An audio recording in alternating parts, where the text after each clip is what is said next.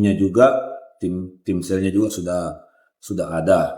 Ya, tinggal insya Allah kami akan rapatkan dulu ya tentang pelaksanaannya, kapan, kemudian di mana tempatnya, ya kemudian bagaimana mekanismenya agar sesuai dengan regulasi.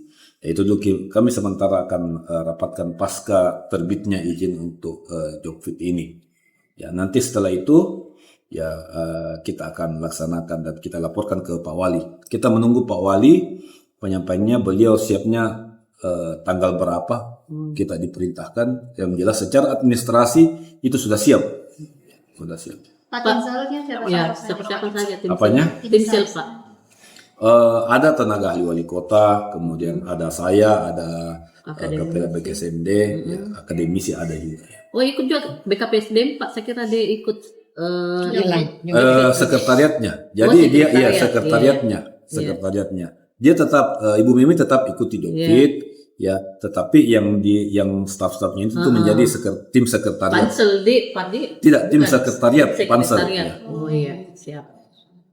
Berarti modelnya tidak melalui lelang lagi, yang kosong-kosong bisa. Kan namanya pergeseran eselon 2 itu harus Jokfit. Iya. Kalau lelang juga kita tidak menggunakan lelang sekarang. Sekarang pemerintah kota sudah menjalankan manajemen talenta. Ya, jadi ini ada main box, siapa kota yang paling tertinggi itu bisa langsung dilantik dengan izin dari BKN. Ada berapa jabatan yang lowong, Pak? Kan ada 2 ya. Ini ada 2. Nah, ini sementara tentu pergeseran ini apakah pergeseran ini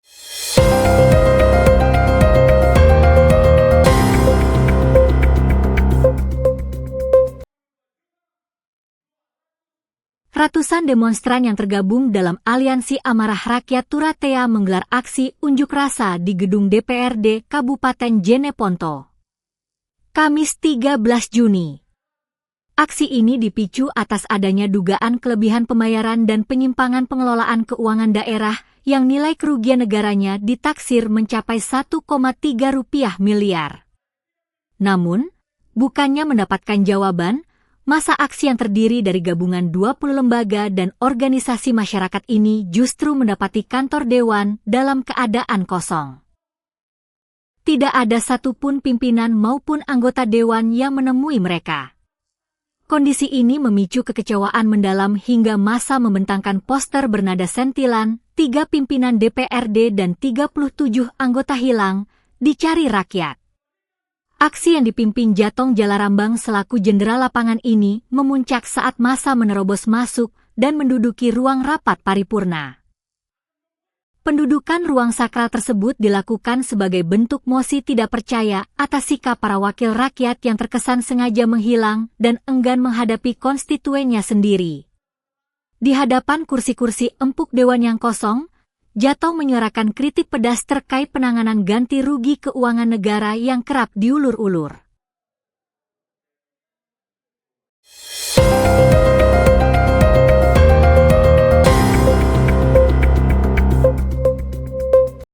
Video dugaan perundungan terhadap seorang siswi SMA di Kabupaten Goa, Sulawesi Selatan, viral di media sosial. Dalam video tersebut, korban terlihat mengalami kekerasan yang dilakukan sejumlah pelajar. Peristiwa itu disebut terjadi di kawasan BTN Pelita Asri, Desa Jenetalasa, Kecamatan Palangga, Kabupaten Goa, Sulawesi Selatan. Korban yang masih berusia 16 tahun diduga mengalami penganiayaan hingga mengalami luka memar pada bagian wajah dan luka pada kaki. Korban juga disebut sempat mendapatkan perawatan medis dan kini masih mengalami trauma.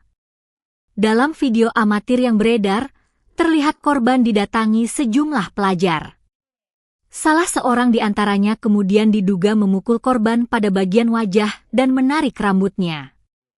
Ironisnya, beberapa pelajar lain yang berada di lokasi terlihat menyaksikan kejadian tersebut.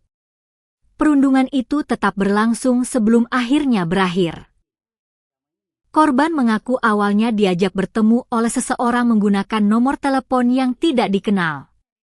Saat tiba di lokasi, korban mengaku mendapat perlakuan kasar dan dipukul karena dituduh merebut kekasih salah seorang pelaku. Namun, alasan tersebut masih sebatas keterangan korban dan belum dapat dipastikan kebenarannya karena polisi masih melakukan penyelidikan.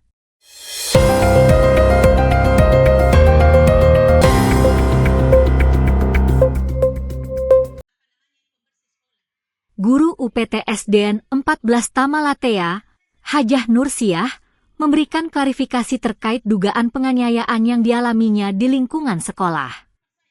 Klarifikasi tersebut disampaikan dalam pertemuan resmi di hadapan jajaran Dinas Pendidikan dan Kebudayaan, Disdikbud, Kabupaten Jeneponto serta sejumlah rekan sesama guru. Dalam keterangannya, Hajah Nursiah memaparkan kronologi kejadian yang menurut pengakuannya terjadi sesaat setelah dirinya tiba di sekolah. Ia mengaku tidak mengetahui persoalan yang menjadi pemicu sebelum dirinya didatangi dan diserang oleh 3 orang. Menurut Nursiah, saat itu ia baru saja memarkir sepeda motornya dan berjalan beberapa langkah. Ia kemudian mengaku didatangi 3 orang yang langsung melakukan penyerangan fisik. Saya parkir, saya punya motor.